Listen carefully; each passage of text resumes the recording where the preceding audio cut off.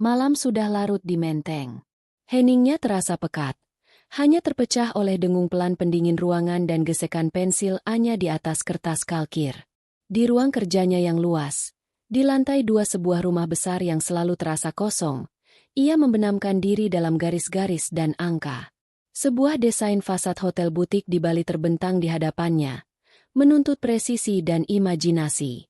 Disinilah dunianya, di antara perhitungan struktur dan keindahan bentuk.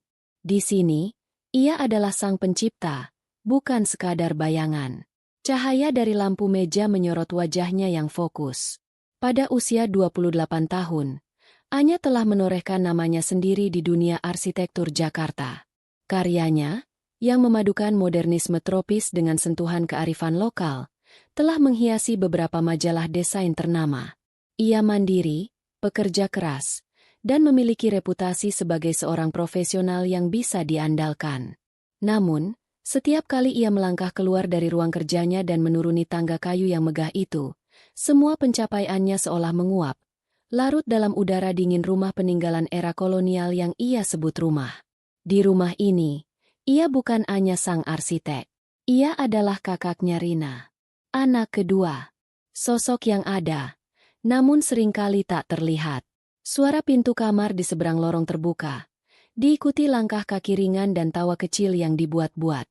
Rina, adiknya yang 4 tahun lebih muda itu baru saja pulang. Anya melirik jam di sudut layar komputernya. Hampir tengah malam. Ia sudah bisa membayangkan adegan di lantai bawah. Rina akan masuk, disambut oleh ibu mereka yang selalu menunggu dengan cemas. Seolah Rina adalah seorang putri raja yang baru kembali dari perjalanan berbahaya, bukan sekadar mahasiswi populer yang pulang dari kafe mahal di Senopati. Anya menghela napas, mencoba mengembalikan fokusnya pada gambar di atas meja. Tapi percuma. Suara manja Rina yang bercerita tentang harinya sudah merayap naik, menembus lantai kayu yang tebal. Ia bisa mendengar ibunya menimpali dengan nada penuh kekaguman. "Oh ya, sayang, hebat sekali kamu bisa jadi panitia acara sebesar itu." Atau, "Tentu saja mereka memilih kamu, siapa lagi yang lebih pantas?" Anya memutar kursinya, menatap keluar jendela besar yang menghadap taman belakang. Gelap, sama seperti perasaannya. Ia ingat saat usianya 17 tahun, ia memenangkan kompetisi desain tingkat nasional untuk siswa SMA. Ia berlari pulang, piala di tangan, jantung berdebar kencang karena bangga. Ia menemukan ibu dan ayahnya di ruang tengah. Sebelum ia sempat membuka mulut, ibunya lebih dulu berkata, "Anya, tolong panggil Rina. Lihat, nilai baletnya sempurna." Ia dapat peran utama di pementasan akhir tahun. Hari itu, pialanya terasa berat dan dingin. Ia meletakkannya begitu saja di kamar, di belakang tumpukan buku. Ayahnya memang memberinya selamat setelah itu, sebuah pelukan hangat dan senyum tulus yang selalu menenangkannya. Tapi pujian ibunya, pengakuan yang paling ia dambakan, tidak pernah datang.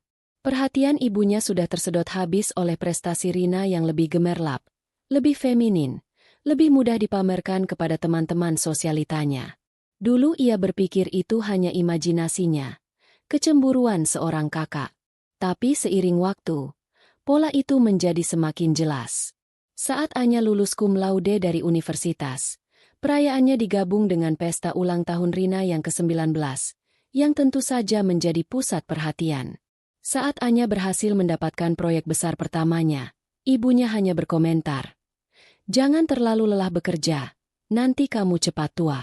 Lihat Rina, pintar merawat diri." Rina, di mata ibunya, adalah sebuah mahakarya. Cantik, populer, dan tahu cara memanipulasi orang dengan pesonanya. Ia adalah cerminan dari apa yang mungkin ibunya inginkan untuk dirinya sendiri di masa muda. Sementara Anya, dengan dunianya yang serius, dengan ambisinya yang sunyi, adalah sebuah anomali. Ia adalah anak ayahnya. Ayahnya, seorang pria bijaksana yang membangun bisnis propertinya dari nol, selalu memperlakukannya dengan adil. Beliau yang melihat bakat menggambar Anya dan memberikannya meja gambar pertama. Beliau yang diam-diam menyimpan kliping koran tentang setiap pencapaian Anya di laci mejanya. Namun, Kebijaksanaannya seringkali tak berdaya melawan bias terang-terangan yang ditunjukkan istrinya. Ayah lebih sering memilih diam, mungkin untuk menjaga keharmonisan rumah tangga, sebuah keharmonisan yang menurut Anya palsu dan rapuh. Suara langkah kaki menaiki tangga. Anya cepat-cepat memutar kursinya kembali ke meja, berpura-pura sibuk. Ia tidak ingin ada interaksi malam ini. Ia terlalu lelah. Pintu ruang kerjanya diketuk pelan sebelum didorong terbuka. Rina menjulurkan kepalanya. Senyum manis terpasang di wajahnya yang sempurna. Kak Anya, belum tidur? Belum. Ada deadline. Jawab Anya singkat, tanpa menoleh. Wow, rajin banget. Kata Rina dengan nada yang terdengar seperti pujian tapi terasa seperti sindiran. Ia melangkah masuk.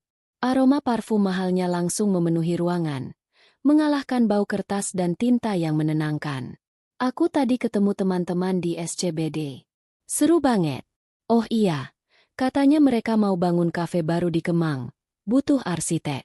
Mungkin kakak tertarik? Anya berhenti menggambar. Ia menoleh pada adiknya. Tawaran itu terdengar baik. Tapi ia tahu ada udang di balik batu. Rina tidak pernah melakukan sesuatu tanpa pamrih. Terima kasih informasinya. Nanti aku cari tahu. Iya, cari tahu aja. Siapa tahu cocok. Rina bersandar di kusen pintu, menyilangkan lengannya. Gaunnya yang modis memeluk tubuhnya dengan pas. Tadi ibu cerita, katanya kakak mau tunangannya sama Kak Bima. Topik beralih begitu cepat. Anya merasakan sedikit getaran di hatinya. Bima. Nama itu adalah udara segar di tengah pengapnya rumah ini. Masih rencana. Rina tersenyum lagi. Kali ini lebih lebar. Akhirnya. Aku ikut senang deh. Kak Bima kan baik. Ganteng. Pengusaha lagi.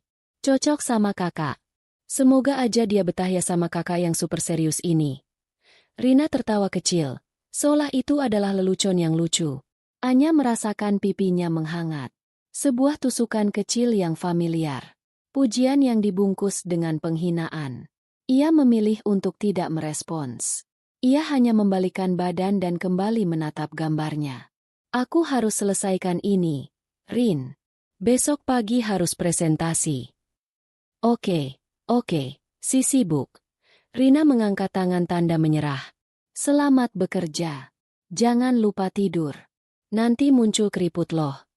Ia pun menutup pintu, meninggalkan Anya sendirian dengan aroma parfumnya yang tertinggal dan gema kata-katanya yang menyakitkan. Anya memejamkan mata sejenak. Ia tidak membenci Rina. Setidaknya, ia berusaha keras untuk tidak membencinya. Ia hanya lelah. Lelah menjadi pembanding, lelah merasa tidak cukup baik, lelah terus-menerus diabaikan di tempat yang seharusnya menjadi tempat paling aman baginya. Rumah mewah di jantung Jakarta ini terasa lebih seperti museum yang dingin daripada sebuah rumah. Setiap sudutnya dipenuhi kenangan akan momen-momen di mana ia merasa menjadi nomor 2. Foto keluarga di dinding ruang tengah. Rina selalu di tengah, diapit oleh ayah dan ibu, sementara Anya berdiri sedikit di samping. Piano besar yang tak pernah ia sentuh lagi sejak gurunya lebih memuji bakat menyanyi Rina yang pas-pasan. Ia menatap goresan pensil di atas kertas. Garis-garis yang tegas dan lurus. Sebuah struktur yang kokoh dan bisa diandalkan. Seperti itulah ia membangun hidupnya di luar sana. Ia membangun gedung, membangun reputasi, membangun benteng pertahanan di sekeliling hatinya. Tapi setiap kali ia pulang, benteng itu seolah runtuh. Bayang-bayang Rina, bayang-bayang ekspektasi ibunya, selalu berhasil merembes masuk melalui celah-celahnya. Ia mendambakan sebuah tempat di mana ia bisa menjadi dirinya sendiri seutuhnya, tanpa harus bersaing, tanpa harus membuktikan apapun. Sebuah tempat di mana ia adalah pusat dari dunianya sendiri. Dan ia pikir, ia telah menemukannya. Tempat itu ada pada Bima. Gedung-gedung pencakar langit di sepanjang Jalan Sudirman berkilauan di bawah matahari pagi. Anya mengemudikan mobilnya dengan kecepatan sedang, membelah kemacetan Jakarta yang sudah menjadi sarapannya setiap hari. Namun pagi ini, suasana hatinya terasa ringan. Setiap meter mobilnya menjauh dari rumah di Menteng, Beban di pundaknya seolah ikut terangkat. Ia memutar lagu favoritnya, sebuah melodi instrumental yang menenangkan, membiarkan musik mengisi kabin mobil dan mengusir sisa-sisa percakapan semalam dengan Rina. Tujuannya adalah sebuah apartemen modern di Jakarta Selatan. Unit di lantai 21 dengan pemandangan kota yang tak terhalang. Itu bukan sekadar tempat tinggal. Itu adalah surga kecilnya, oasenya, yang ia bangun bersama Bima. Ia bertemu Bima hampir 2 tahun lalu di sebuah pameran properti. Saat itu, Anya sedang menjaga stan firma arsitektur tempatnya bekerja. Ia ingat betul, ia sedang menjelaskan detail maket sebuah resor kepada klien potensial ketika seorang pria mendekat. Pria itu tidak bertanya tentang harga atau potensi investasi. Ia justru bertanya tentang filosofi di balik desain atap joglo yang dimodifikasi. Pertanyaannya cerdas dan menunjukkan ketertarikan yang tulus. Pria itu adalah Bima. Bima, seorang pengusaha rintisan di bidang teknologi finansial, memiliki karisma yang memikat.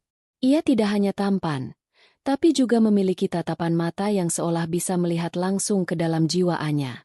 Malam itu, mereka menghabiskan waktu berjam-jam berbicara tentang segala hal, mulai dari arsitektur Le Corbusier hingga masa depan ekonomi digital di Indonesia.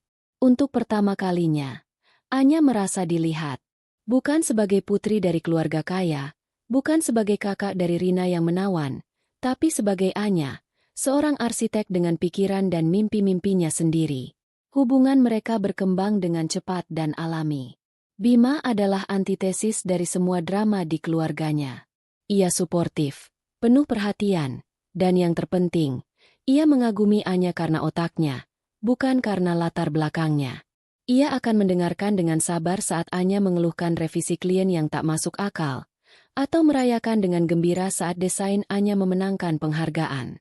Bersamanya, Anya bisa menjadi dirinya yang paling rapuh sekaligus yang paling kuat. Apartemen itu adalah bukti cinta dan komitmen mereka. Mereka memilihnya bersama, merancangnya bersama. Anya, tentu saja, yang memimpin proses desain interior. Ia menciptakan ruang yang terbuka, hangat, dengan banyak cahaya alami dan sentuhan material kayu dan tanaman hijau. Berbeda 180 derajat dari rumahnya di Menteng yang formal, kaku, dan penuh perabotan berat warisan keluarga. Di apartemen ini, setiap sudut memiliki cerita mereka. Rak buku yang mereka rakit bersama di akhir pekan, meja makan tempat mereka sering berbagi cerita sambil menikmati makan malam sederhana, balkon kecil tempat mereka biasa duduk di malam hari, memandangi kerlip lampu kota sambil merajut mimpi. Pagi itu, saat Anya masuk ke dalam apartemen menggunakan kartu aksesnya, ia disambut oleh aroma kopi yang baru diseduh.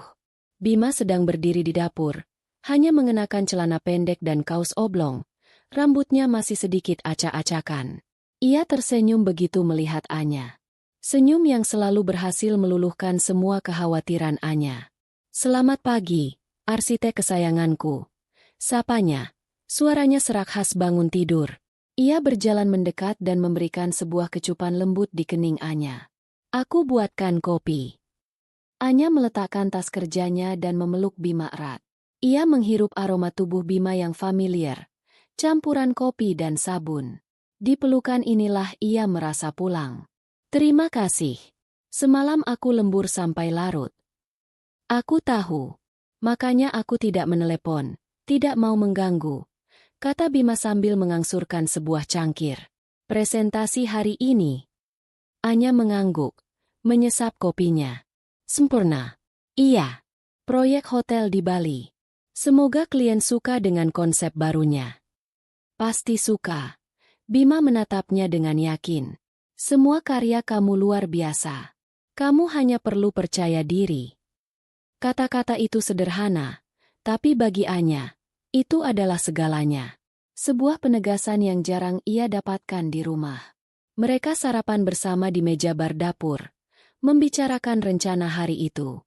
Bima akan bertemu dengan beberapa investor potensial untuk startupnya, sementara Anya akan menghadapi kliennya. Di sela-sela obrolan tentang pekerjaan, mereka menyelipkan candaan-candaan kecil dan rencana untuk akhir pekan.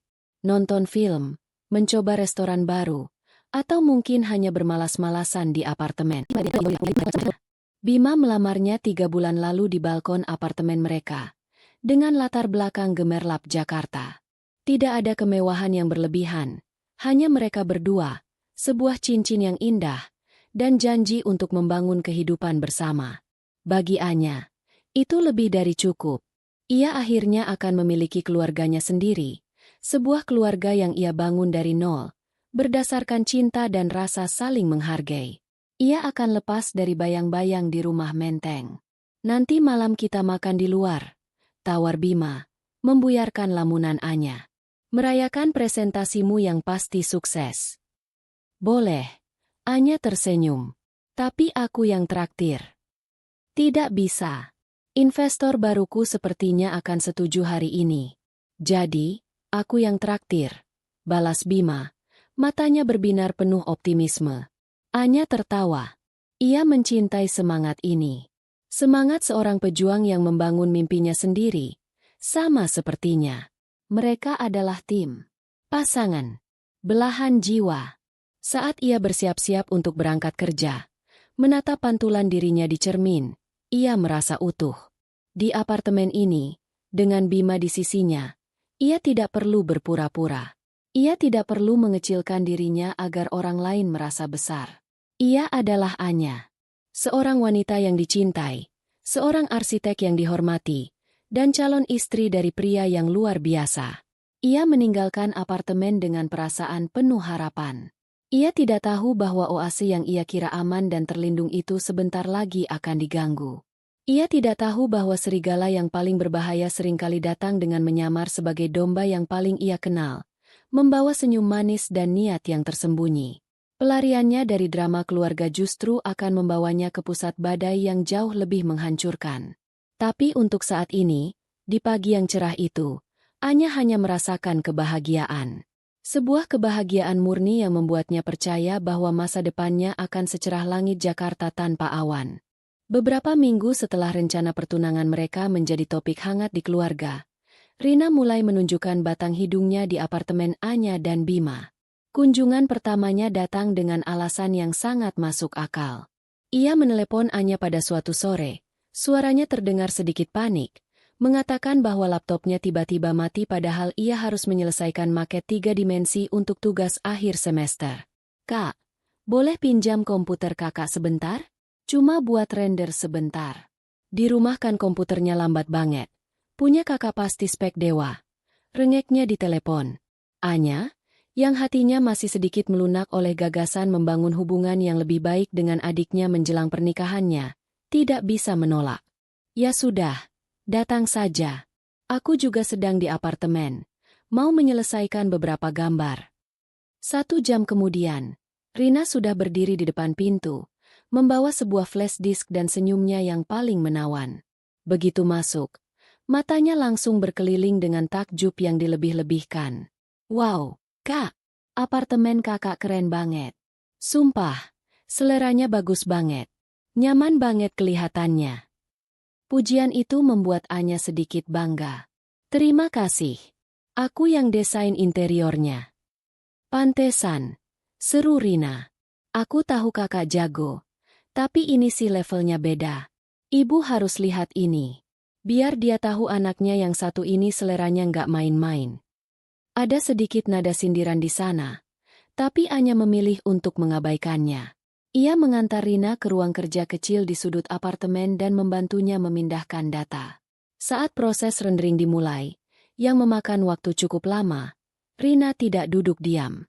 Ia berkeliling apartemen seperti calon pembeli, menyentuh permukaan meja, mengagumi lukisan di dinding, dan memuji setiap pilihan perabotan. Kak Bima beruntung banget ya punya kakak, katanya sambil duduk di sofa empuk mereka. Udah pintar, mandiri, jago desain pula. Kalau aku jadi laki-laki, pasti udah aku nikahin juga. Anya hanya tersenyum tipis, merasa sedikit canggung. Ia tidak terbiasa menerima pujian sebanyak ini dari adiknya. Rasanya aneh, tidak tulus. Saat itulah Bima pulang. Ia tampak lelah setelah seharian rapat, tapi wajahnya langsung cerah melihat Anya. Namun, Senyumnya sedikit terkejut saat melihat Rina duduk manis di sofa mereka. Ada Rina. Tumben main ke sini. Sapa Bima ramah. Rina langsung berdiri. Sikapnya berubah dalam sekejap. Ia menjadi lebih hidup, lebih genit. Iya, Kak Bima. Lagi numpang kerja tugas nih sama si jenius ini. Katanya sambil menunjuk Anya dengan dagunya. Kakak apa kabar? Kelihatannya capek banget. Begitulah, namanya juga merintis usaha. Jawab Bima sambil meletakkan tas kerjanya. Tapi keren banget loh, Kak. Punya startup sendiri di umur segini. Teman-temanku banyak yang kagum sama kakak. Rina melanjutkan. Matanya berbinar-binar. Anya memperhatikan interaksi mereka dari ambang pintu ruang kerja. Bima, yang biasanya tenang, tampak sedikit salah tingkah dipuji seperti itu. Ia tertawa kecil. Bisa saja kamu. Ini juga masih berjuang kok. Justru itu yang bikin inspiratif. Timpal Rina cepat. Berjuang dari nol. Nggak kayak orang lain yang tinggal nerusin usaha orang tua. Sebuah pukulan telak yang entah ditujukan untuk siapa, tapi berhasil membuat suasana sedikit canggung. Anya melangkah maju untuk mencairkan suasana. Sudah selesai rendernya? Tanyanya pada Rina. Sudah, Kak. Terima kasih banyak ya. Rina mengambil flash disknya. Kalau gitu aku pamit pulang dulu. Maaf ya sudah mengganggu waktu kalian berdua. Tidak apa-apa. Main saja lagi kalau mau. Kata Bima spontan. Sebuah undangan yang terasa terlalu tulus. Anya melihat Rina tersenyum penuh kemenangan. Pasti, Kak. Terima kasih tawarannya. Setelah Rina pergi, apartemen terasa lebih sunyi. Adikmu ternyata seru juga ya. Komentar Bima sambil melonggarkan dasinya. Aku kira dia tipe yang sombong. Ternyata ramah. Dia memang bisa sangat ramah kalau ada maunya. Jawab Anya pelan, hampir seperti gumaman. Hus, jangan begitu sama adik sendiri, tegur Bima lembut, lalu memeluknya dari belakang. Dia kan cuma mau akrab sama calon kakak iparnya. Anya menyandarkan kepalanya di dada Bima, mencoba meyakinkan dirinya sendiri bahwa Bima benar. Mungkin ia yang terlalu paranoid. Mungkin ia hanya memproyeksikan luka masa kecilnya pada situasi yang sebenarnya normal. Rina hanya ingin menjadi bagian dari kebahagiaannya. Itu saja. Namun, kunjungan itu ternyata bukan yang terakhir. Frekuensinya meningkat dengan cepat. Alasannya pun semakin dibuat-buat. Suatu hari ia datang karena, kebetulan lagi di dekat sini, mau numpang ke toilet. Di lain waktu, ia muncul dengan membawa sekotak martabak kesukaan Bima, dengan alasan, tadi beli kebanyakan, daripada mubazir. Ia akan duduk di sofa, menyetel televisi, dan mengobrol tanpa henti, membuat Anya sulit berkonsentrasi pada pekerjaannya. Dan obrolannya lebih sering ditujukan pada Bima. Ia akan bertanya tentang perkembangan startupnya dengan detail yang membuat Anya sendiri terkejut. Ia akan tertawa terbahak-bahak pada lelucon Bima yang menurut Anya biasa saja. Ia memposisikan dirinya sebagai pendengar yang paling antusias, pemandu sorak yang paling bersemangat. Anya mulai merasa seperti orang asing di rumahnya sendiri. Kehadirannya seringkali menjadi latar belakang dari interaksi antara tunangannya dan adiknya. Ia merasa tidak nyaman, tapi ia bingung bagaimana cara menyampaikannya pada Bima tanpa terdengar cemburu atau kekanak-kanakan. Setiap kali ia menunjukkan sedikit saja ketidaksenangan, Bima akan berkata, "Sayang, dia itu adikmu. Masa kita usir?" Suatu Sabtu sore, Anya dan Bima sedang bersantai di sofa, menikmati waktu berkualitas yang jarang mereka dapatkan. Tiba-tiba bel berbunyi. Rina. Kali ini ia datang dengan wajah panik, mengatakan ban mobilnya kempes di basement dan ia tidak tahu cara menggantinya. Bima, dengan sigap, langsung bangkit. Ya sudah, biar aku bantu. Aduh, maaf banget ya, Kak. Jadi merepotkan, kata Rina dengan nada penuh sesal yang dibuat-buat. Anya menawarkan diri untuk ikut, tapi Bima berkata, "Kamu di sini saja, sayang. Di basement panas. Sebentar kok." Mereka turun berdua. 1 jam berlalu. Anya mulai gelisah. Mengganti ban tidak mungkin selama itu. Ia mencoba menelepon Bima, tapi tidak diangkat. Akhirnya, ia memutuskan untuk menyusul ke basement. Dari kejauhan, di dekat mobil Rina, ia melihat mereka. Ban mobil sudah terpasang. Tapi mereka tidak sedang bersiap-siap untuk naik. Mereka berdiri berdekatan, tertawa. Rina menyentuh lengan Bima dengan akrab, dan Bima tidak menghindar. Mereka terlihat seperti pasangan, bukan seperti calon kakak dan adik ipar. Jantung Anya terasa seperti diremas. Ia bersembunyi di balik pilar beton, mengamati. Ia melihat Bima mengatakan sesuatu yang membuat Rina tertawa lepas. Lalu dengan gerakan cepat, Rina berjinjit dan mencium pipi Bima. "Terima kasih banyak ya, Kak." Suaranya terdengar riang. Bima tampak terkejut. Tapi ia hanya tersenyum canggung dan menggaruk tengkuknya. Anya segera berbalik badan dan berjalan cepat kembali ke lift. Napasnya tersengal. Itu hanya ciuman di pipi. Sebuah ucapan terima kasih. Tapi kenapa rasanya begitu salah? Kenapa tatapan mata adiknya terlihat begitu penuh arti? Saat mereka kembali ke apartemen, Anya berpura-pura tidak terjadi apa-apa. Tapi malam itu, ia tidak bisa tidur. Benih kecurigaan yang coba ia kubur dalam-dalam kini mulai bertunas. Ia mulai memperhatikan hal-hal kecil. Cara Rina mengirim pesan singkat pada Bima untuk menanyakan hal-hal sepele yang seharusnya ditanyakan padanya. Cara Bima terkadang tersenyum sendiri saat melihat ponselnya. Ia merasa gila. Ia merasa seperti sedang mengarang cerita di kepalanya sendiri. Ia mencintai Bima, dan Bima mencintainya. Adiknya hanya sedikit aneh dan haus perhatian. Itu saja. Ia mengulang-ulang kalimat itu seperti mantra, mencoba menenangkan hatinya yang bergemuruh. Ia tidak mau merusak oasenya dengan kecurigaan tak berdasar. Ia sudah terlalu lama mendambakan kebahagiaan ini untuk menghancurkannya sendiri. Ia memilih untuk percaya, untuk menutup mata, berharap bahwa serigala yang ia curigai hanyalah seekor domba yang tersesat. Langit Jakarta di bulan November adalah sebuah kanvas kelabu yang muram. Awan-awan hitam menggantung rendah, membuat udara terasa berat dan lengket. Hawa panas yang terperangkap terasa menyesakan, seolah kota itu sedang menahan napas, menunggu badai yang akan datang untuk membersihkan segalanya. Suasana itu sangat cocok dengan perasaan Anya selama beberapa minggu terakhir. Ada sesuatu yang salah. Sebuah tegangan tak kasat mata di udara apartemennya, di antara senyum Bima dan tawa Rina. Kecurigaannya tumbuh menjadi monster sunyi di dalam kepalanya. Ia menjadi lebih pendiam, lebih pengamat. Ia melihat bagaimana Bima sekarang lebih sering meletakkan ponselnya dengan layar menghadap ke bawah. Ia mendengar Bima kadang menerima telepon dan berjalan ke balkon untuk bicara. Suaranya pelan.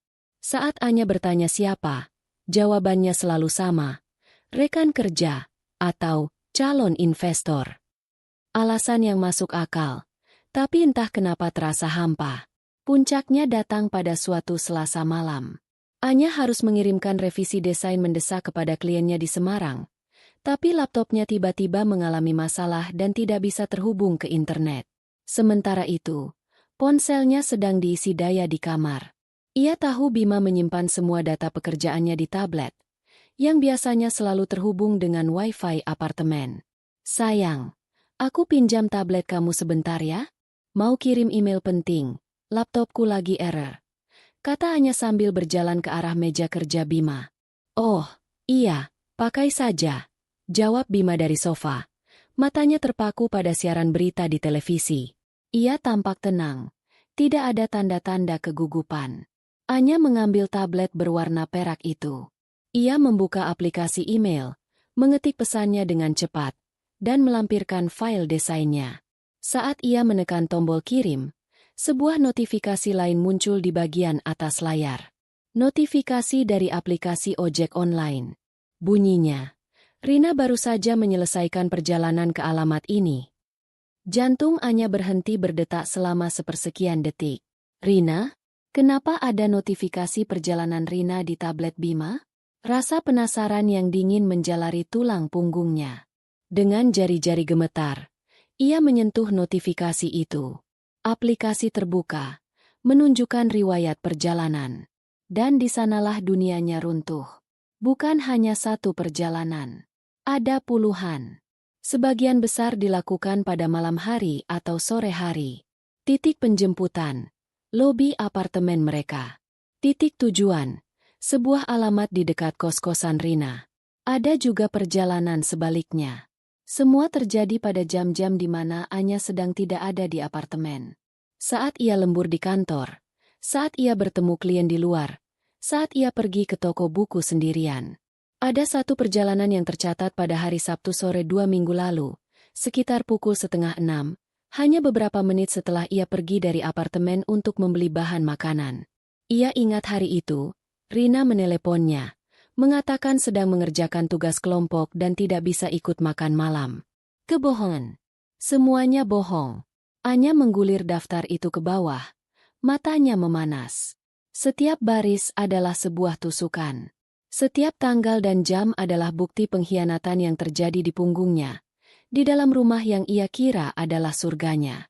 Semua kepingan puzzle yang mengganggunya selama ini langsung menyatu. Kunjungan Rina yang terlalu sering, tawa mereka yang terlalu akrab, ponsel Bima yang selalu tertutup.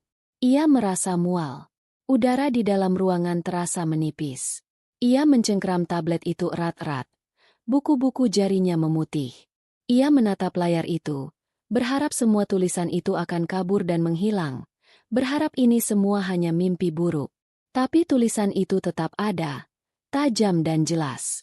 Sebuah catatan digital yang rapi tentang kehancuran hatinya. Ia mendengar suara gemuruh pelan dari luar. Hujan mulai turun. Sudah terkirim emailnya?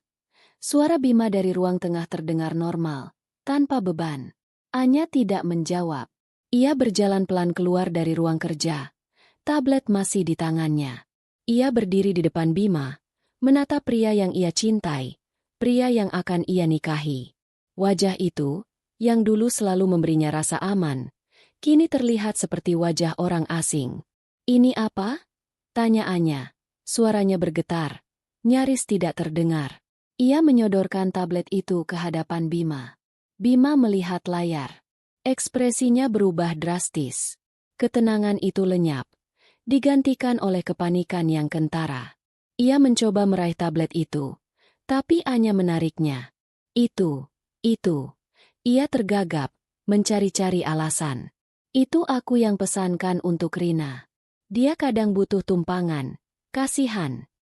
Alasan yang begitu lemah, begitu menyedihkan. Anya tertawa.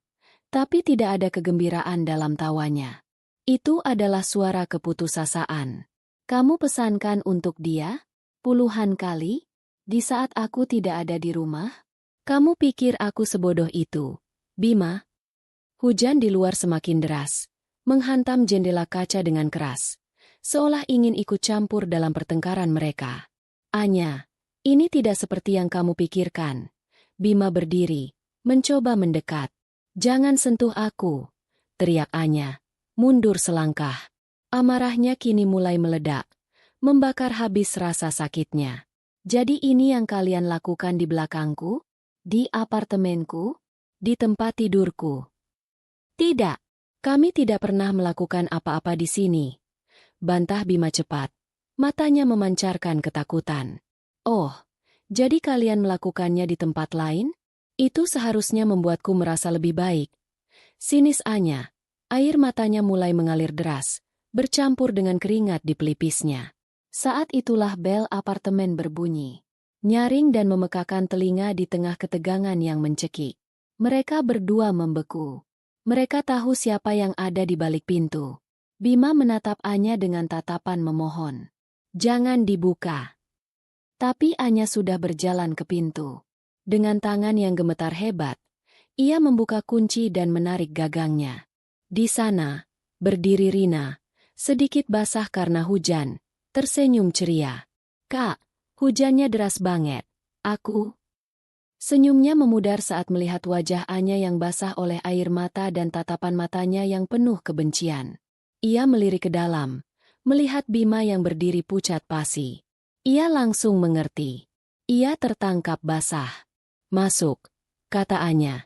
Suaranya dingin seperti es. Rina ragu-ragu, lalu melangkah masuk. Anya menutup pintu dengan keras. Sekarang mereka bertiga terperangkap di dalam ruangan itu. Sementara di luar, badai mengamuk. Jadi begini kelakuan kalian. Anya menatap mereka bergantian. Kamu, ia menunjuk Rina, adikku sendiri. Kamu datang ke rumahku, memakan makananku, berpura-pura baik padaku. Sementara kamu menusukku dari belakang dengan tunanganku sendiri. Kak, aku bisa jelaskan. Rina memulai, suaranya gemetar. Jelaskan apa? Jelaskan bagaimana kamu bisa begitu tega? Aku ini kakakmu. Satu-satunya hal di dunia ini yang kumiliki dan tidak kamu miliki adalah dia. Anya menunjuk Bima. Dan kamu merebutnya juga. Apa kamu sebegitu tidak puasnya dengan semua yang sudah kamu dapatkan? Ini bukan salahku sepenuhnya. Rina tiba-tiba meninggikan suaranya. Mencoba membela diri. Kak Bima yang mulai. Dan kakak sendiri terlalu sibuk dengan pekerjaan. Kakak dingin. Tidak pernah punya waktu. Jangan bawa-bawa aku ke dalam masalah kalian. Bentak Bima. Panik karena disudutkan. Anya menatap mereka dengan jijik. Dua orang pengecut yang saling melempar kesalahan. Rasa sakit di hatinya begitu besar hingga ia merasa sulit bernapas. Oasenya telah diracuni. Mimpinya telah dihancurkan. Oleh adiknya sendiri dan pria yang ia percayai dengan seluruh hatinya. Ia mengangkat tangan kirinya, menatap cincin pertunangan yang melingkar di jarinya. Cincin yang pernah menjadi simbol harapan dan masa depan. Dengan satu gerakan cepat, ia menariknya lepas. Logam itu terasa dingin di telapak tangannya. Ia melangkah ke meja kopi dan meletakkannya di sana dengan suara denting yang terdengar begitu keras di tengah suara hujan. Semuanya selesai. Katanya, suaranya kembali tenang, tapi menyimpan kekosongan yang mengerikan. Aku mau kalian berdua pergi dari sini. Sekarang juga. Rina mulai menangis. Bima menatap Anya dengan putus asa. Anya, tolong. Kita bisa bicarakan ini. Tidak ada lagi yang perlu dibicarakan. Potong Anya. Ia berjalan ke pintu dan membukanya lebar-lebar. Membiarkan angin dan percikan air hujan masuk. Pergi.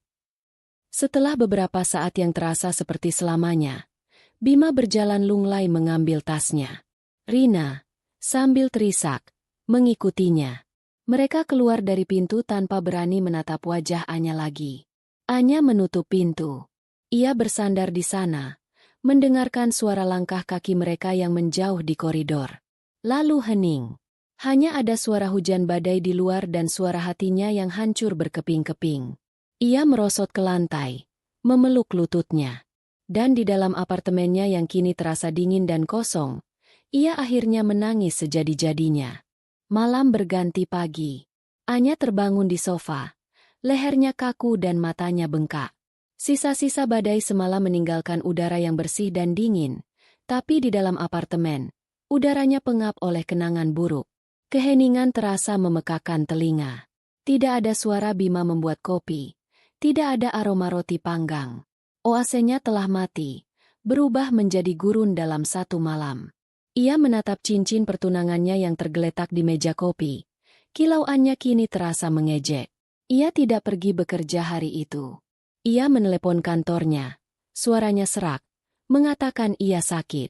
Sebuah kebohongan yang terasa seperti kebenaran. Ia memang sakit. Hatinya remuk redam. Sepanjang hari ia hanya duduk termangu, memutar ulang kejadian semalam di kepalanya. Setiap kata, setiap tatapan, setiap kebohongan. Rasa sakitnya begitu tajam, begitu nyata, hingga ia merasa sulit untuk sekadar bernapas. Namun, di antara puing-puing kesedihannya, sebuah perasaan lain mulai tumbuh. Sebuah kemarahan yang dingin dan membara. Ini bukan lagi hanya tentang pengkhianatan Bima. Ini tentang Rina. Tentang ibunya. Tentang pola yang sama yang telah menghantuinya seumur hidup. Ia selalu diminta untuk mengalah, untuk mengerti, untuk menjadi yang lebih dewasa. Ia selalu menjadi pihak yang harus menelan kekecewaan demi menjaga keharmonisan. Tidak lagi. Kali ini, ia tidak akan diam. Ia tidak akan membiarkan pengkhianatan ini disapu ke bawah karpet seperti debu-debu lainnya. Mereka semua harus tahu. Mereka semua harus melihat wajah asli Rina, si anak kesayangan. Kebenaran harus diungkap, bukan untuk balas dendam, tapi untuk sebuah keadilan yang sudah terlalu lama tertunda. Sore harinya, dengan sebuah tekad yang mengeras seperti baja, Anya bangkit. Ia mandi, berganti pakaian dengan kemeja yang rapi, dan memasukkan cincin pertunangannya ke dalam kotak beludru kecil. Ia kemudian mengemudi, bukan ke kantor atau ke tempat lain untuk menenangkan diri, tapi kembali ke sumber lukanya, ke rumah besar di Menteng. Perjalanan itu terasa surreal. Jalanan Jakarta yang ramai dan bising tampak kabur di matanya. Ia merasa seperti orang asing yang sedang menonton film tentang hidupnya sendiri. Setiap lampu merah, setiap tikungan, membawanya lebih dekat pada konfrontasi yang tak terhindarkan. Ia tidak merasa takut. Hanya ada kehampaan dan sebuah tujuan yang jelas. Ia tiba di rumah saat ayahnya baru saja pulang kerja. Ia melihat ibunya sedang mengatur bunga di ruang tengah dan Rina sedang bersantai di sofa, bermain ponsel, seolah tidak ada dosa besar yang baru saja ia lakukan. Wajahnya tampak sedikit sembab, tapi ia berusaha tampil normal. Mungkin ia berharap Anya akan menelan masalah ini sendirian seperti biasa. Anya masuk tanpa mengucapkan salam. Kehadirannya yang tiba-tiba dan auranya yang dingin langsung mengubah atmosfer ruangan. Ayah, Ibu, Rina, aku mau kita bicara. Sekarang.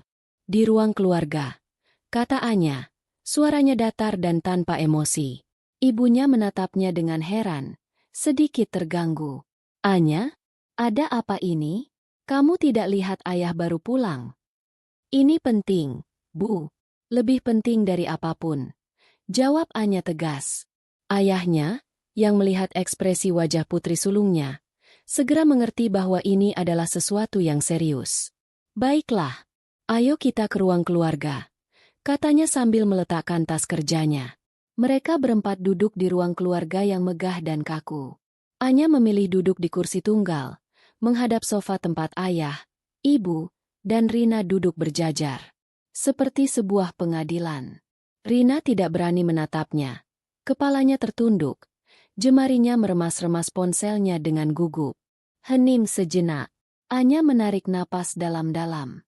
Aku datang untuk memberitahu bahwa pertunanganku dengan Bima batal.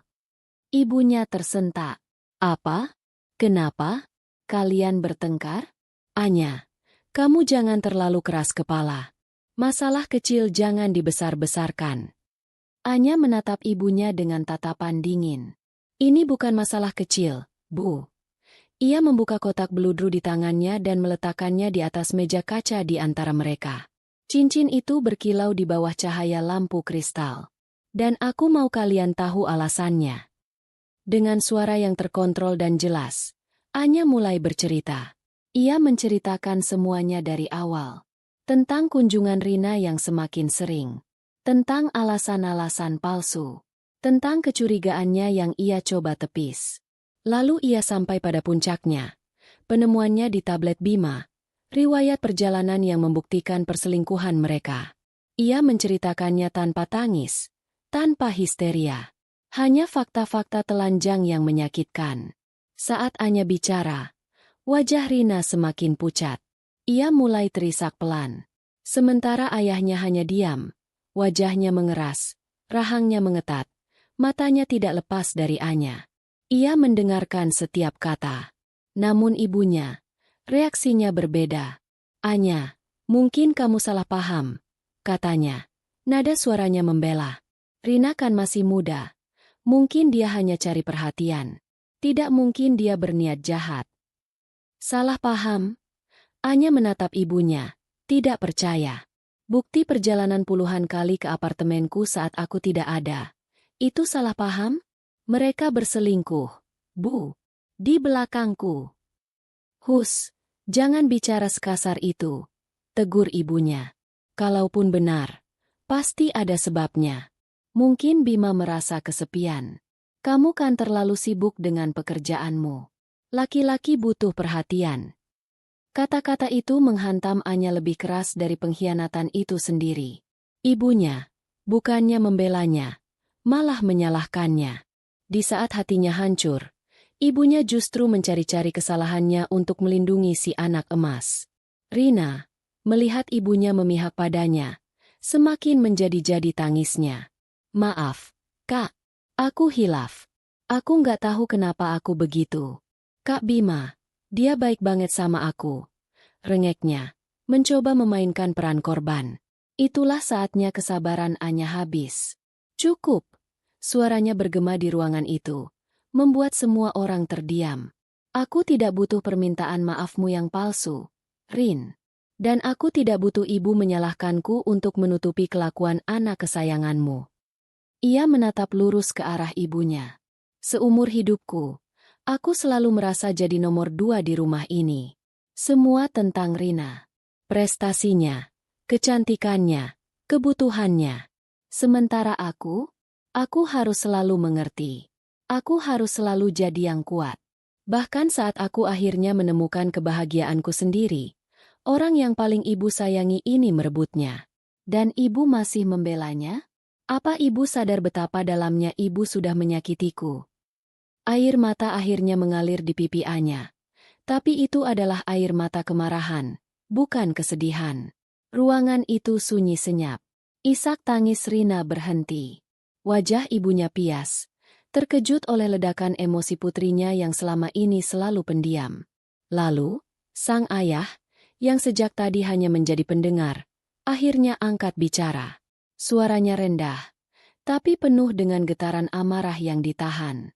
Cukup, Ma, katanya pada istrinya. Nadanya tidak menerima bantahan.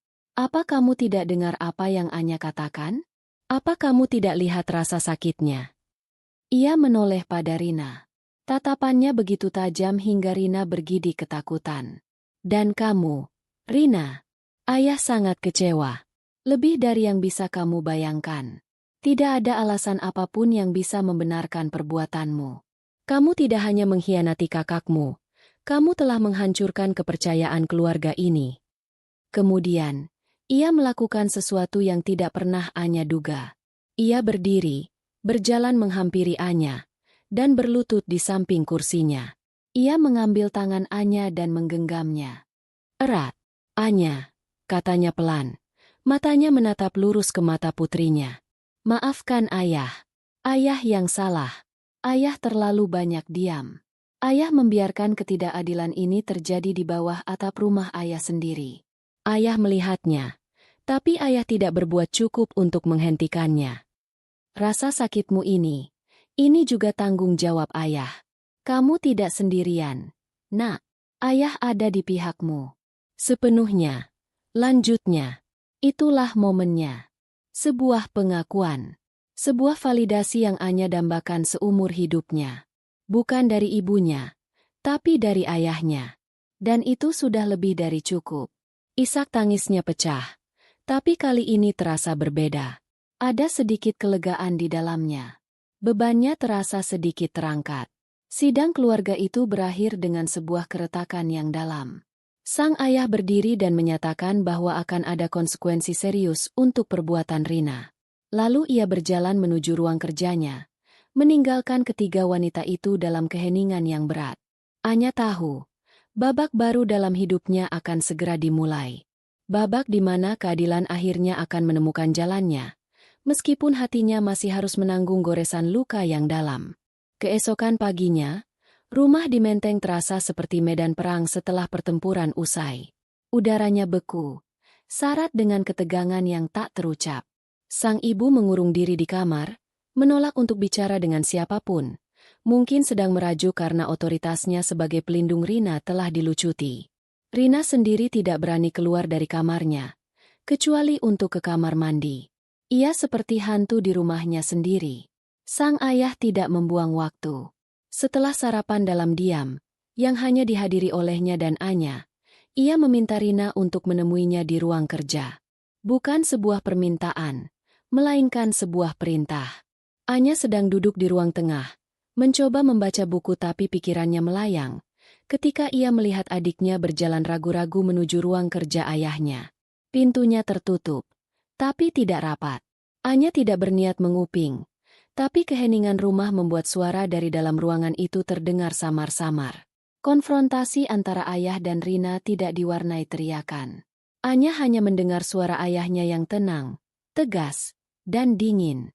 Suara seorang direktur yang sedang mengevaluasi kinerja karyawannya yang paling buruk. Duduk. Perintah ayahnya terdengar jelas. Ada jeda yang panjang. Anya bisa membayangkan Rina duduk dengan kepala tertunduk di kursi di seberang meja mahoni ayahnya yang besar.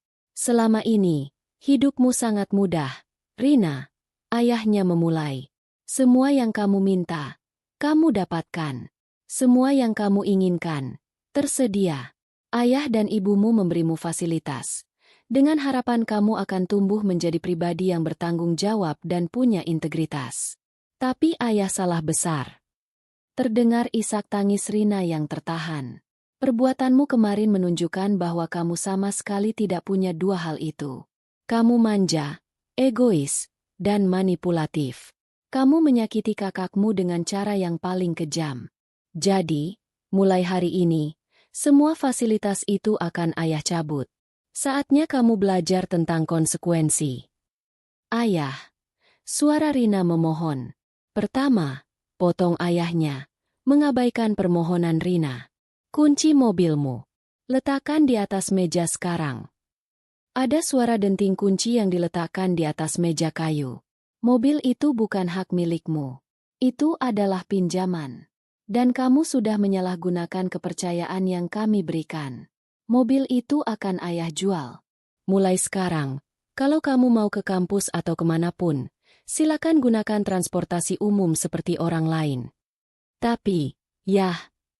Kedua, ayahnya melanjutkan tanpa jeda. Kartu kreditmu. Ayah sudah menelepon bank tadi pagi. Semua kartu tambahan atas nama ayah sudah diblokir. Tidak ada lagi makan-makan di restoran mahal. Tidak ada lagi belanja baju-baju desainer. Tidak ada lagi perawatan salon yang tidak perlu. Ayahnya berhenti sejenak. Anya bisa mendengar suara kertas digeser. Ini kartu debit. Setiap bulan akan ayah transfer uang saku secukupnya. Cukup untuk ongkos transportasi, makan siang sederhana, dan membeli kebutuhan kuliah. Tidak lebih. Selamat datang di dunia nyata. Rina, dunia di mana uang tidak jatuh dari langit. Tahap berikutnya adalah pukulan yang paling telak. Dan yang terakhir, tentang butik impianmu itu. Modal 150 juta yang sudah ayah janjikan, ayah batalkan. Lupakan saja. Kalau kamu masih menginginkan butik itu, silakan. Cari uangmu sendiri. Bekerja paruh waktu. Menabung. Cari investor. Lakukan seperti orang lain memulai bisnis. Dari nol. Saat itulah tangis Rina meledak. Bukan lagi isakan tertahan, tapi raungan putus asa. Ayah nggak adil. Ini semua gara-gara Kak-anya. Ayah jadi benci sama aku karena dia. Ayah lebih sayang sama dia. Jangan bawa-bawa kakakmu. Suara ayahnya meninggi untuk pertama kalinya. Ini semua murni karena perbuatanmu sendiri. Dewasalah. Rina, hadapi akibat dari pilihanmu. Kakakmu tidak melakukan apa-apa selain menjadi korban dari keegoisanmu. Pintu kamar ibu terbuka. Anya melihat ibunya berjalan cepat menuju ruang kerja. Mas, jangan keterlaluan. Dia itu anakmu. Pintu ruang kerja terbuka. Ayahnya berdiri di ambang pintu, menghalangi jalan istrinya. Tatapannya tajam. Justru karena dia anakku, aku melakukan ini. Caramu memanjakannya selama ini yang membuatnya jadi seperti ini. Sudah cukup. Mulai sekarang, biar aku yang mendidiknya dengan caraku. Sang ibu terdiam, tak berdaya menghadapi ketegasan suaminya yang tak pernah ia lihat sebelumnya. Ia hanya bisa menatap nanar, lalu mundur perlahan. Rina keluar dari ruang kerja. Wajahnya basah oleh air mata dan ingus. Matanya merah dan bengkak. Ia menatap Anya yang duduk di ruang tengah dengan penuh kebencian. Kamu puas sekarang? Desisnya sebelum berlari menaiki tangga menuju kamarnya. Anya tidak menjawab. Ia tidak merasa puas. Ia tidak merasa menang. Ia hanya merasa hampa. Melihat kemewahan adiknya dilucuti satu persatu tidak mengembalikan hatinya yang utuh. Tidak menghapus bayangan pengkhianatan Bima. Hukuman ini hanyalah konsekuensi logis dari sebuah perbuatan buruk. Tidak lebih. Dalam beberapa hari berikutnya, perubahan di rumah itu sangat terasa. Tidak ada lagi suara deru mobil sport Rina di pagi hari. Yang ada hanyalah Rina yang mengeluh sambil menunggu ojek online di teras. Tidak ada lagi kantong-kantong belanja dari butik ternama. Yang ada hanyalah Rina yang menatap nanar isi lemari pakaiannya. Teman-teman sosialitanya perlahan menjauh saat tahu ia tidak bisa lagi mentraktir mereka atau pergi ke tempat-tempat mahal. Karma telah datang menjemput Rina. Bukan dalam bentuk kutukan mistis, tapi dalam bentuk nilai tukar rupiah yang dingin dan tanpa ampun. Ia dipaksa untuk hidup mandiri untuk pertama kalinya. Dipaksa untuk merasakan sedikit saja dari kerasnya dunia yang selama ini hanya ia lihat dari balik kaca mobilnya yang nyaman. Anya mengamati semua itu dari kejauhan. Ia sudah memutuskan untuk pindah sepenuhnya ke apartemennya, meskipun tempat itu masih terasa menyakitkan. Ia butuh ruang untuk dirinya sendiri. Ia melihat penderitaan Rina, tapi ia tidak merasakan belas kasihan. Bukan juga kebencian. Hanya sebuah jarak yang sangat jauh. Ia sadar bahwa kehancuran Rina tidak akan bisa membangun kembali kebahagiaannya. Itu adalah dua hal yang berbeda. Perjalanan Rina untuk menebus kesalahannya adalah urusannya sendiri. Sementara perjalanan Anya untuk menyembuhkan lukanya adalah sebuah jalan sunyi yang harus ia tempuh sendirian. Beberapa minggu berlalu sejak malam sidang keluarga. Bagi Anya, waktu terasa berjalan aneh. Terkadang merayap lambat di tengah malam yang sepi di apartemennya. Terkadang berlari kencang saat ia mencoba menenggelamkan diri dalam pekerjaan. Apartemen yang dulu menjadi oasenya kini lebih terasa seperti mausoleum. Sebuah monumen megah yang menyimpan kenangan akan cinta yang telah mati. Setiap sudutnya berbisik tentang Bima dan Rina. Sofa tempat mereka bertiga pernah tertawa. Dapur tempat ia pernah melihat adiknya merayu tunangannya. Balkon tempat Bima melamarnya. Semua terasa tercemar. Ia mencoba bekerja, tapi konsentrasinya buyar. Garis-garis yang ia gores di atas kertas terasa bengkok dan tak berarti. Ia kehilangan nafsu makan. Tidur pun menjadi kemewahan yang sulit didapat. Ia akan terbangun di tengah malam dengan jantung berdebar kencang. Bayangan pengkhianatan itu berputar-putar di kepalanya seperti film rusak. Kemarahannya yang membara telah padam, meninggalkan bara api kesedihan yang dingin dan berat. Ia merasa hampa, seolah bagian terpenting dari dirinya telah dicabut paksa. Perubahan dalam dirinya tidak luput dari perhatian atasannya di firma arsitektur, Pak Gunawan. Seorang arsitek senior yang bijaksana dan telah menjadi mentor bagi Anya sejak ia pertama kali bergabung. Suatu sore, Pak Gunawan memanggilnya ke ruangannya yang dipenuhi maket dan buku-buku tebal. "Anya, duduklah," katanya dengan ramah. "Bagaimana kabarmu?" "Baik, Pak," jawab Anya bohong. Suaranya terdengar lemah bahkan di telinganya sendiri. Pak Gunawan menatapnya lekat-lekat dari balik kacamatanya. "Pekerjaanmu beberapa minggu ini tidak seperti biasanya. Kamu kehilangan sentuhanmu. Ada masalah?" Anya menunduk. Tidak tahu harus memulai dari mana. Ia tidak ingin membawa masalah pribadinya ke kantor. Tapi tatapan Pak Gunawan yang penuh pengertian membuatnya luluh. Akhirnya, dengan suara terbata-bata, ia menceritakan garis besarnya saja. Pertunangan yang batal, masalah keluarga yang rumit. Ia tidak menyebut nama Rina, hanya menyebutnya sebagai pengkhianatan yang dalam. Pak Gunawan mendengarkan dengan sabar tanpa menyela. Setelah Anya selesai, ia tidak memberikan nasihat pernikahan yang klise atau kata-kata penghiburan yang kosong. Ia justru membuka sebuah map besar di atas mejanya. "Ingat kompetisi desain untuk proyek restorasi cagar budaya di Semarang beberapa bulan lalu? Yang kamu ikuti itu?" Anya mengangguk samar. Ia hampir melupakan kompetisi itu. "Klien baru saja mengumumkan pemenangnya pagi ini," kata Pak Gunawan. Sebuah senyum tipis terukir di wajahnya.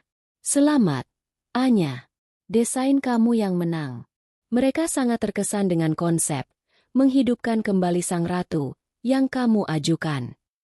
Untuk sesaat, Anya tidak merasakan apa-apa.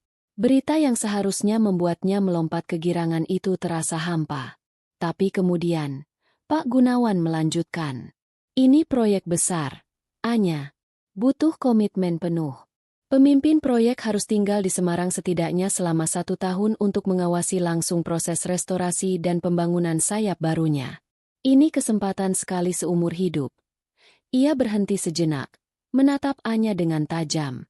Dan menurut saya, ini adalah kesempatan yang kamu butuhkan saat ini. Bukan hanya untuk kariermu, tapi untuk dirimu sendiri. Semarang, kota lain. Sebuah awal yang baru.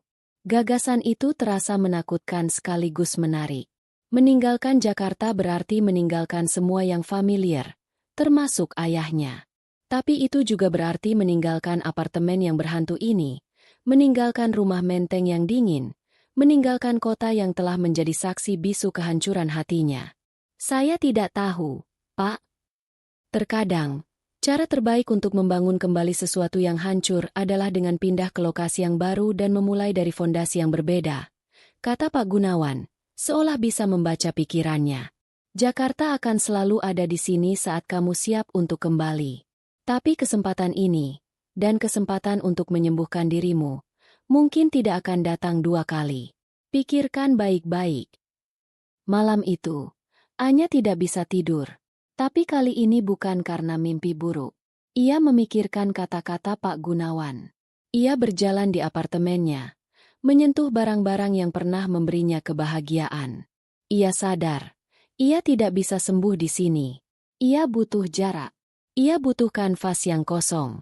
Keputusan itu dibuat saat fajar menyingsing. Ia akan mengambil proyek itu. Ia akan pergi ke Semarang. Mengurus kepergiannya adalah sebuah proses yang menyakitkan sekaligus membebaskan. Ia memutuskan untuk menyewakan apartemennya, lengkap dengan perabotannya. Mengosongkan tempat itu terasa seperti menguliti luka lamanya. Tapi setiap barang yang ia masukkan ke dalam kotak terasa seperti sebuah langkah maju. Di tengah proses berkemas, ia menemukan beberapa pesan dan panggilan tak terjawab dari Bima. Dengan tangan yang mantap, ia memblokir nomor itu tanpa membacanya. Bab itu sudah ditutup. Ia berbicara pada ayahnya lewat telepon. Ayahnya, seperti yang ia duga, mendukung keputusannya 100%. Pergilah, nak. Bangun kembali hidupmu dan kariermu. Jangan khawatirkan apapun di sini. Ayah bangga sekali padamu. Dukungan itu menjadi bahan bakar bagi tekadnya. Ibunya, di sisi lain, hanya berkomentar singkat. Kenapa harus pergi jauh-jauh? Masalah itu dihadapi, bukan ditinggalkan. Anya hanya diam, tidak mau berdebat. Dengan Rina, tidak ada interaksi sama sekali. Mereka seperti 2 orang asing yang kebetulan tinggal di planet yang sama. 2 minggu kemudian, Anya sudah berada di dalam kereta api yang melaju ke arah timur, meninggalkan Jakarta yang basah oleh gerimis pagi. Saat gedung-gedung tinggi perlahan menghilang dari pandangan, ia tidak merasa sedih. Ia justru merasakan secercah kelegaan. Semarang menyambutnya dengan suasana yang berbeda. Kota itu terasa lebih tenang, lebih berjiwa. Udaranya tidak seberat Jakarta. Ia menyewa sebuah paviliun kecil di daerah Candi, dengan taman yang rindang. Tempat itu sederhana, tanpa kemewahan, dan yang terpenting, tanpa kenangan. Ia menenggelamkan dirinya dalam pekerjaan. Proyek restorasi gedung Societe di kawasan kota lama itu ternyata jauh lebih menantang dan menarik dari yang ia bayangkan. Ia menghabiskan hari-harinya di lokasi proyek, berdiskusi dengan sejarawan, berdebat dengan kontraktor, dan menggambar detail-detail arsitektur hingga larut malam. Ia jatuh cinta pada pesona bangunan-bangunan tua, pada cerita yang tersimpan di balik dinding-dindingnya yang mengelupas. Pekerjaan menjadi terapinya. Setiap batu bata yang dipugar, setiap pilar yang diperkuat, terasa seperti ia sedang memperbaiki bagian dari dirinya yang rusak. Ia mulai menemukan kembali gairahnya, semangatnya yang sempat hilang. Ia bertemu orang-orang baru yang hanya mengenalnya sebagai Anya si arsitek, bukan sebagai anak siapa atau kakak siapa. Di Semarang, identitasnya ia bangun ulang dari nol. Perlahan tapi pasti, proses penyembuhan itu dimulai. Suatu sore, saat sedang menikmati kopi di sebuah kafe di Spiegel, ia sadar bahwa sepanjang hari itu ia sama sekali tidak memikirkan Bima atau Rina. Luka itu masih ada, tentu saja, tapi sudah tidak lagi berdarah. Ia mulai menikmati hal-hal kecil lagi. Rasa lumpia di Gang Lombok, keindahan senja di Bukit Gombel, keramahan orang-orang yang ia temui. Suatu hari, berdiri di depan kerangka baja sayap baru yang mulai berdiri tegak di samping gedung tua yang sedang direstorasi, Anya tersenyum tulus untuk pertama kalinya setelah sekian lama. Ia melihat perpaduan antara yang lama dan yang baru, antara puing-puing masa lalu dan harapan masa depan. Ia melihat cerminan dirinya sendiri. Ia sedang membangun kembali. Bukan hanya sebuah gedung, tapi juga puing-puing harapannya sendiri. Dan kali ini, ia memastikan fondasinya jauh lebih kuat dari sebelumnya. Sementara Anya sedang menata kembali hidupnya di Semarang, situasi di rumah Menteng justru semakin memburuk. Sudah beberapa bulan berlalu. Sang ayah mengamati dinamika keluarganya dengan kekecewaan yang mendalam. Hukuman yang ia berikan pada Rina, yang ia harapkan akan menjadi pelajaran berharga tentang tanggung jawab, ternyata tidak menghasilkan penyesalan yang tulus. Yang ia lihat dari putri bungsunya adalah kemarahan yang membatu dan mentalitas korban yang semakin menjadi-jadi. Rina menjadi pribadi yang murung dan penuh kebencian. Ia menyalahkan semua orang atas nasibnya. Ayahnya yang ia anggap kejam, dan terutama Anya, yang ia sebut sebagai biang keladi dari semua masalahnya. Tidak ada sedikitpun introspeksi atau rasa bersalah atas perbuatannya. Ia menjalani hidup barunya yang sederhana, dengan penuh keterpaksaan, bukan dengan kerendahan hati. Sang ibu, di sisi lain, tidak banyak membantu. Meskipun ia tidak lagi berani menentang suaminya secara terang-terangan, ia menunjukkan keberpihakannya dengan cara lain. Ia akan diam-diam menyelipkan uang tambahan ke dompet Rina, atau memasakkan makanan kesukaan Rina sambil melontarkan sindiran-sindiran halus tentang betapa kerasnya perlakuan ayahnya. Ia masih melihat Rina sebagai putri kecilnya yang malang, bukan sebagai seorang wanita dewasa yang harus bertanggung jawab atas kesalahannya. Setiap akhir pekan, sang ayah akan menelepon Anya. Ia mendengar suara yang berbeda dari putri sulungnya. Ada nada semangat saat Anya bercerita tentang progres proyeknya, tentang tantangan menemukan material yang sesuai dengan bangunan asli, tentang kegembiraannya saat melihat sketsanya mulai terwujud menjadi bentuk fisik. Anya mengiriminya foto-foto dari lokasi proyek. Di foto-foto itu, sang ayah tidak hanya melihat sebuah bangunan yang bangkit dari keruntuhannya, tapi ia juga melihat putrinya yang bangkit. Anya tampak lebih kurus, tapi matanya memancarkan cahaya yang sudah lama tidak ia lihat. Cahaya kepercayaan diri dan tujuan hidup. Kontras antara kedua putrinya begitu tajam. Anya membangun, Rina merusak. Anya bertanggung jawab, Rina menyalahkan. Anya menatap masa depan. Rina terjebak dalam kebencian masa lalu. Pemikiran ini terus menghantui sang ayah. Ia mulai merenungkan masa depan bisnis properti yang telah ia bangun dengan keringat dan darah selama puluhan tahun. Ia selalu berasumsi bahwa suatu saat nanti, perusahaan itu akan dikelola bersama oleh kedua putrinya. Tapi sekarang, ia sadar betapa naifnya pemikiran itu. Menyerahkan sebagian kendali perusahaan pada Rina akan menjadi sebuah bencana. Rina tidak punya etos kerja, tidak punya integritas, dan yang terparah, ia terbukti bisa mengkhianati orang terdekatnya demi kepentingan sesaat. Ia akan menghancurkan warisan keluarga itu dalam waktu singkat. Di sisi lain, ia melihat Anya. Kecintaannya pada detail, pemahamannya tentang struktur dan desain, ketekunannya, dan yang terpenting, karakternya yang kuat dan lurus. Anya adalah seorang pembangun sejati, dalam arti harfiah maupun kiasan. Masa depan perusahaan akan aman dan bahkan berkembang di tangannya. Ini bukan lagi soal kasih sayang seorang ayah. Ini adalah keputusan bisnis yang krusial. Ini adalah tentang tanggung jawabnya pada ratusan karyawan yang menggantungkan hidup pada perusahaannya. Ini tentang menjaga warisan hidupnya agar tidak hancur di tangan yang salah.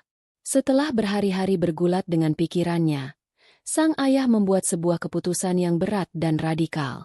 Suatu Selasa pagi, ia membuat janji temu dengan Pak Hidayat, notaris dan penasihat hukum keluarganya selama lebih dari 20 tahun.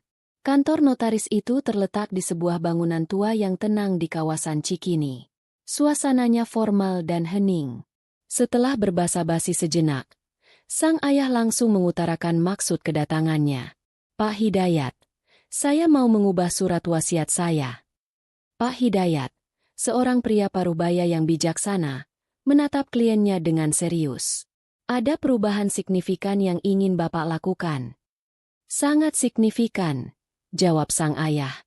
Saya mau semua saham mayoritas saya di perusahaan, PT Bangun Persada Utama, diwariskan sepenuhnya kepada anak pertama saya, Anya. 100%. Pak Hidayat mengangkat alisnya, sedikit terkejut. Sepenuhnya? Bagaimana dengan Rina? Rina tidak akan saya biarkan terlantar, lanjut sang ayah, nadanya tegas. Saya akan siapkan dana abadi, trust fund, untuknya. Jumlahnya cukup untuk menjamin hidupnya dengan layak seumur hidup, tapi dengan syarat. Dana itu dikelola oleh wali yang ditunjuk, dan ia hanya akan menerima tunjangan bulanan. Ia tidak bisa mengambil seluruh uangnya sekaligus. Ia akan terjamin secara finansial, tapi ia tidak akan memiliki akses pada modal besar dan tidak akan punya satu lembar saham pun atau hak suara di perusahaan. Sang ayah kemudian menjelaskan alasannya dengan gamblang. Ia menceritakan tentang insiden pengkhianatan itu, bukan sebagai seorang ayah yang curhat, tapi sebagai seorang pemilik bisnis yang sedang menganalisis karakter calon penerusnya. Ia menceritakan tentang kurangnya penyesalan Rina dan tentang ketangguhan Anya. Ini bukan hukuman, Pak Hidayat. Ini adalah soal penempatan aset di tangan yang benar. Anya akan menumbuhkan perusahaan ini. Rina akan menghabiskannya. Tutupnya. Pak Hidayat mendengarkan dengan saksama. Sebagai orang yang sudah lama mengenal keluarga itu, ia bisa memahami logika di balik keputusan yang menyakitkan tersebut. Ia mengangguk pelan. Saya mengerti, Pak. Ini keputusan yang berat. Tapi saya paham dasarnya. Akan saya siapkan draft perubahannya. Seminggu kemudian, sang ayah kembali ke kantor notaris itu. Ia membaca draft wasiat yang baru dengan teliti, kata demi kata. Semuanya tertulis dengan jelas dan tidak menyisakan ruang untuk ambiguitas. Dengan tangan yang mantap, ia menandatangani dokumen-dokumen itu di atas beberapa lembar kertas bermeterai. Pak Hidayat dan seorang saksi ikut membubuhkan tanda tangan mereka. Stempel notaris ditekan ke atas kertas, mengesahkan keputusan itu secara hukum. Segalanya selesai. Final. Malam itu, sang ayah duduk sendirian di ruang kerjanya. Salinan wasiat yang baru tersimpan aman di dalam brankas. Ia membuka laci mejanya dan mengeluarkan sebuah album foto tua.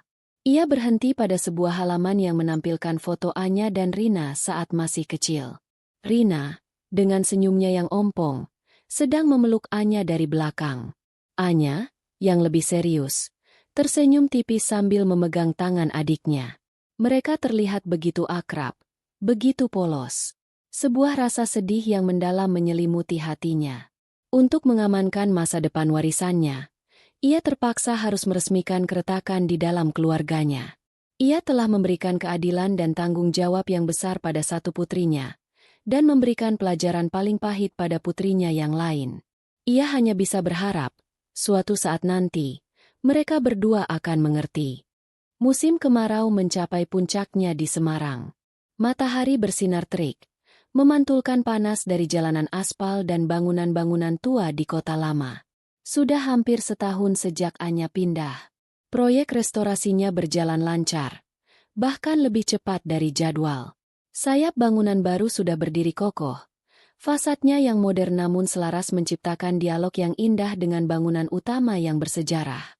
Pekerjaan itu telah menyerap seluruh energi dan perhatiannya, dan terbukti menjadi penyembuh yang paling efektif. Anya yang sekarang bukanlah Anya yang meninggalkan Jakarta setahun lalu. Ia lebih tangguh, lebih tenang, dan yang terpenting, lebih damai dengan dirinya sendiri. Ia telah menemukan ritme hidup yang baru. Pagi hari dihabiskan di lokasi proyek, sore hari untuk rapat atau menikmati sudut-sudut kota yang belum ia jelajahi, dan malam hari untuk membaca atau sekadar duduk di teras pavilionnya, mendengarkan suara jangkrik. Luka di hatinya telah berubah menjadi bekas luka. Masih ada di sana, sebagai pengingat, tapi tidak lagi terasa sakit saat disentuh. Ia jarang sekali memikirkan Bima. Nama itu terasa asing, seperti karakter dari sebuah buku yang pernah ia baca bertahun-tahun lalu. Kenangan tentangnya tidak lagi memicu rasa sakit, hanya sebuah kekosongan yang hambar. Ia menjaga komunikasi yang hangat dengan ayahnya. Mereka rutin bertukar kabar setiap akhir pekan. Dari ayahnya, ia mendengar potongan-potongan cerita tentang apa yang terjadi di Jakarta. Tentang ibunya yang perlahan mulai menerima keputusan suaminya, meskipun hubungan mereka masih terasa canggung. Dan tentang Rina. Cerita tentang Rina selalu samar-samar. Ayahnya seolah enggan untuk menceritakannya secara detail. Anya hanya tahu bahwa Rina masih tinggal di rumah, masih berjuang dengan kehidupan barunya, dan sepertinya tidak menunjukkan banyak perubahan ke arah yang lebih baik. Anya tidak pernah bertanya lebih jauh. Itu bukan lagi urusannya. Di sisi lain, kehidupan Rina di Jakarta adalah sebuah spiral yang terus menurun. Setelah fasilitas mewahnya dicabut, ia mendapati dirinya terasing dan tidak berdaya. Teman-teman sosialitanya, yang dulu selalu mengelilinginya, menghilang satu persatu. Mereka tidak lagi tertarik pada seorang Rina yang tidak bisa mentraktir, tidak punya mobil, dan tidak punya cerita seru tentang liburan ke luar negeri. Ia mencoba mencari pekerjaan paruh waktu di beberapa butik, mengandalkan penampilannya yang menarik. Tapi ia tidak pernah bertahan lama. Ia tidak terbiasa diperintah, tidak punya etos kerja, dan selalu datang terlambat. Hubungannya dengan Bima juga tidak berjalan mulus. Pada awalnya, setelah mereka berdua diusir dari apartemen Anya, mereka mencoba menjalin hubungan. Rina berpikir Bima adalah tiketnya untuk kembali ke kehidupan nyaman. Ia pindah ke apartemen Bima yang tidak semewah milik Anya. Tapi hubungan yang dimulai dari pengkhianatan tidak memiliki fondasi yang kuat. Tanpa kemewahan yang bisa Rina tawarkan dan tanpa sosok Anya sebagai pembanding yang membuatnya merasa tertantang, pesona Rina di mata Bima mulai memudar. Bima melihat sisi lain dari Rina yang tidak pernah ia lihat sebelumnya. Sisi yang manja, penuntut, dan malas. Rina mengharapkan Bima untuk membiayai gaya hidupnya, untuk menggantikan semua yang telah ayahnya cabut. Sementara Bima, yang startupnya ternyata tidak secerah yang ia ceritakan, mulai merasa terbebani. Pertengkaran menjadi menu sehari-hari mereka. Bima menuduh Rina materialistis, sementara Rina menuduh Bima tidak sesukses yang ia kira. Akhirnya, setelah hanya beberapa bulan, Bima menyerah. Suatu hari, saat Rina sedang keluar, ia mengemasi semua barang Rina ke dalam beberapa kotak kardus dan meletakkannya di depan pintu apartemennya. Ia hanya meninggalkan sebuah pesan singkat. "Kita selesai. Jangan hubungi aku lagi." Ditinggalkan oleh Bima adalah pukulan terakhir yang menghancurkan Rina. Ia tidak punya pilihan selain kembali ke rumah menteng dengan membawa malu. Tapi masalahnya tidak berhenti di situ. Selama menjalin hubungan dengan Bima, ia diam-diam menggunakan uang saku dari ayahnya dan sedikit uang yang diselipkan ibunya bukan untuk kebutuhan hidup, melainkan untuk mencoba berinvestasi online dan bermain saham atas saran seorang teman, berharap bisa cepat kaya dan membuktikan pada ayahnya bahwa ia bisa sukses sendiri. Hasilnya bisa ditebak. Ia kehilangan semuanya. Lebih buruk lagi, ia terjerat utang pada beberapa aplikasi pinjaman online dengan bunga yang mencekik. Kini, hidupnya benar-benar berantakan. Ia diteror oleh penagih utang setiap hari. Ia tidak punya teman, tidak punya uang, dan tidak punya masa depan. Kebanggaan dan kesombongannya telah terkikis habis, hanya menyisakan keputusasaan. Di tengah keterpurukannya, hanya ada satu nama yang terus muncul di benaknya. Satu-satunya orang yang mungkin masih punya hati untuk menolongnya. Kakaknya. Suatu Rabu malam, Anya baru saja selesai mandi setelah pulang dari lokasi proyek. Ia sedang mengeringkan rambutnya ketika ponselnya berdering. Nomor tidak dikenal. Biasanya ia akan mengabaikannya. Tapi entah kenapa malam itu ia merasa harus mengangkatnya. "Halo." Hening sejenak di seberang sana.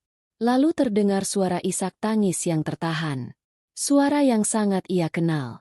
"Kak, ini aku, Rina. Jantung Anya seolah berhenti berdetak. Ia duduk di tepi tempat tidurnya. Handuk masih melingkar di kepalanya. Ia tidak mengatakan apa-apa. Hanya menunggu. Kak, aku minta maaf. Suara Rina terdengar parau dan putus asa. Aku tahu aku salah. Aku jahat banget sama kakak. Nggak ada kata maaf yang cukup buat nebus kesalahanku. Aku tahu itu. Tangisnya semakin menjadi-jadi. Hidupku hancur. Kak, hancur berantakan. Bima sudah ninggalin aku. Aku nggak punya teman. Dan aku punya banyak utang. Mereka nagih terus. Aku takut. Anya tetap diam. Ia mendengarkan setiap kata adiknya. Mencoba merasakan sesuatu.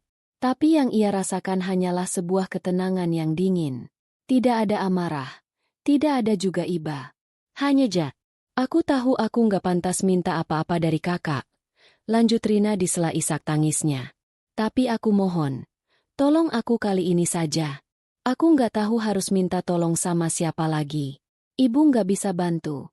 Dan aku nggak berani bilang sama ayah. Ayah pasti akan makin marah sama aku. Aku mohon. Kak, bicara sama ayah. Bujuk ayah supaya mau bantu aku lunasin utang ini. Sekali ini saja. Setelah itu, aku janji gak akan ganggu hidup kakak lagi. Aku janji akan berubah. Aku mohon. Permintaan itu menggantung di udara. Sebuah permohonan dari masa lalunya yang kelam. Datang mengetuk pintu kedamaian yang baru saja ia bangun. Rina, adiknya, sedang berada di titik terendahnya, meminta seutas tali penyelamat. Anya memejamkan mata, menarik napas panjang. Ia teringat malam badai di apartemennya. Wajah Rina yang defensif, kata-katanya yang menyakitkan. Ia teringat bertahun-tahun hidup di bawah bayang-bayang adiknya. Dan ia teringat ketenangan yang ia rasakan di Semarang, di tengah puing-puing bangunan tua yang ia hidupkan kembali. Ia tahu apa yang harus ia katakan. Keheningan di ujung telepon terasa begitu pekat, hanya dipecah oleh isak tangis Rina yang mulai mereda. Berubah menjadi napas yang tersengal-sengal penuh harap. Ia menunggu respons kakaknya. Sebuah kata, iya. Sebuah janji pertolongan. Sebuah tanda bahwa masih ada sisa belas kasihan untuknya di dunia ini. Anya membuka matanya. Ia menatap pantulan dirinya di cermin lemari yang gelap. Ia melihat seorang wanita yang berbeda dari setahun yang lalu. Matanya tidak lagi memancarkan kesedihan atau kemarahan. Yang ada adalah sebuah keteduhan yang datang dari penerimaan. Ia telah berjalan melewati api dan tidak terbakar. Ia telah membangun kembali dunianya dari puing-puing, dan ia tidak akan membiarkan siapapun, bahkan adiknya sendiri, merobohkannya lagi. Aku sudah dengar semuanya, Rin, kata Anya akhirnya. Suaranya tenang, datar, tanpa getaran emosi sedikit pun. Ketenangan itulah yang justru terasa lebih menusuk daripada teriakan amarah. Kakak mau bantu aku, kan? Tanya Rina cepat. Secerca harapan terdengar dalam suaranya. Tidak. Jawab Anya singkat. Satu kata itu menghantam Rina seperti dinding beton. Hening. Bahkan suara napasnya pun seolah berhenti. Apa? Apa maksud kakak? Maksudku, tidak. Aku tidak akan membantumu. Aku tidak akan bicara pada ayah untukmu. Anya menjelaskan dengan sabar, seolah sedang menerangkan sesuatu yang sangat sederhana pada seorang anak kecil. Tapi, kenapa? Suara Rina bergetar karena tidak percaya. Aku ini adikmu. Kak, aku sudah minta maaf. Aku sudah di titik terendah. Aku tahu, kata Anya. Dan permintaan maafmu, aku mendengarnya.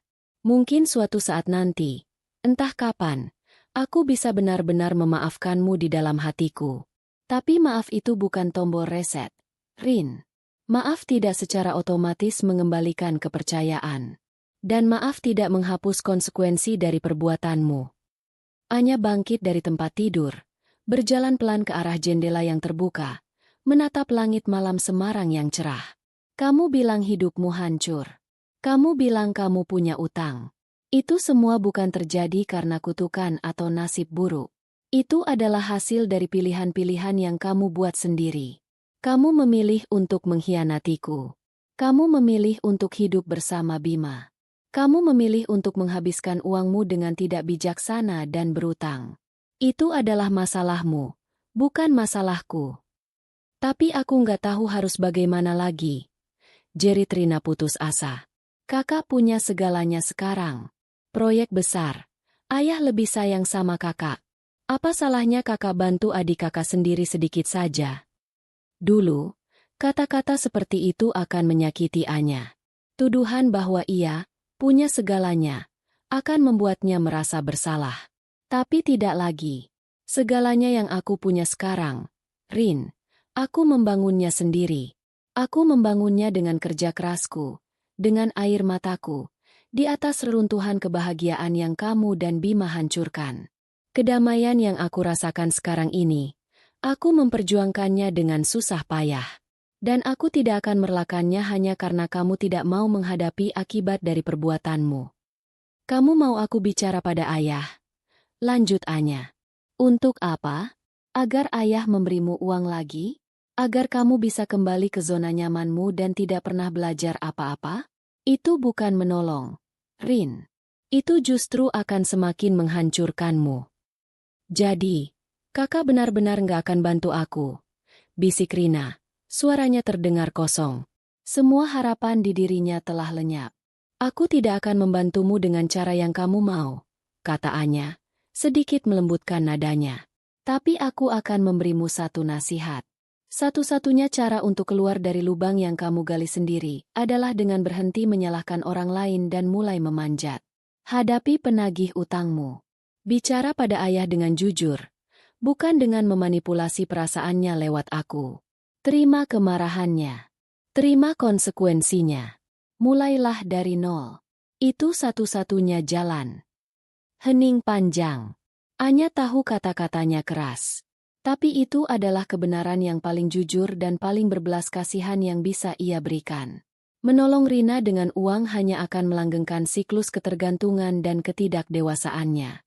Pertolongan sejati adalah dengan membiarkannya merasakan akibat dari perbuatannya hingga ke dasar, agar ia bisa belajar untuk bangkit dengan kekuatannya sendiri.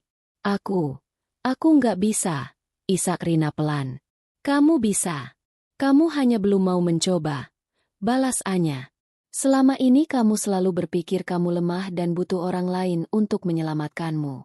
Coba sekali saja. Andalkan dirimu sendiri. Anya menarik napas. Ia tahu percakapan ini harus diakhiri. Aku harus pergi. Rin. Aku harap kamu menemukan jalanmu. Sebelum Rina sempat menjawab, Anya menutup teleponnya. Ia meletakkan ponselnya di atas meja. Layarnya menjadi gelap. Ia tidak merasa bersalah. Ia tidak merasa kejam.